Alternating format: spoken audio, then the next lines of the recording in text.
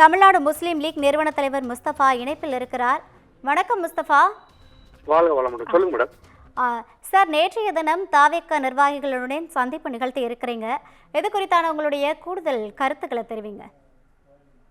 ஒன்னு கேட்டீங்கன்னா, தாவேக நிர்வாகி மரியாதைக்குரிய பொதுச் செயலாளர் ஆனந்த் அவர்களையும் பொதுச் செயலாளர் ஆதவ் அவர்களையும் சந்திச்சு ரமலான் நோன்பிற்கு மரியாதைக்குரிய விஜய் தவாகவின் தலைவர் விஜய் அவர்கள் அந்த விழாவில் கலந்து கொள்ள வேண்டும் என்று, அதுக்கு தேதியை நீங்கள் தர வேண்டும் என்று கேட்பதற்காக அவர்களிடம் சென்று சந்தித்தோம் மேடம்.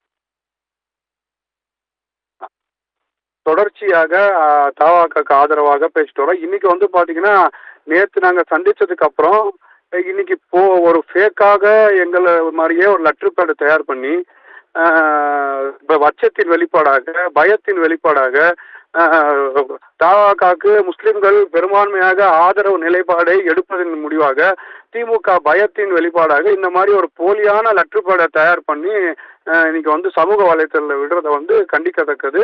அது வந்து ஏற்றுக்கொள்ளாத விஷயம். அது ஒரு பொய்யான செய்தி என்பதை நான் தெரிவிக்கிறேன். Sir, hello.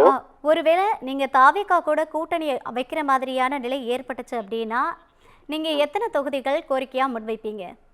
இல்ல மேடம், எங்களுக்கு வந்து தாவேகா வந்து சொன்னக்கூடிய கொள்கை ரீதியாக நாங்கள் பாசிசத்தை எதிர்க்கின்றோம். என்னன்னு கேட்டீங்கன்னா, அரசியல் ரீதியாக இங்க வந்து ஆண்டு கொண்டிருக்கிற திமுகவை எதிர்க்கின்றோம். அப்போ வந்து பாத்தீங்கன்னா, தமிழ்நாட்டு அரசியல் களத்துல ஒரு முட்டுசந்து வழியாக கூட பாரதிய ஜனதா உள்ள வரக்கூடாது. அப்ப மோடி எதிர்ப்பு கொள்கை, பாசிச எதிர்ப்பு கொள்கை விஜய் உறுதியாக இருப்பதனால கண்டிப்பாக தமிழ் மண்ணுக்கும் தமிழ் மக்களுக்கும் தமிழ் மொழிக்கும் தாவேகாவின் தலைவர் விஜய் அவர்கள் பாதுகாப்பாக இருப்பார் என்று கருதி நாங்கள் அவருக்கு ஆதரவு கொடுத்துருக்கிறோம்.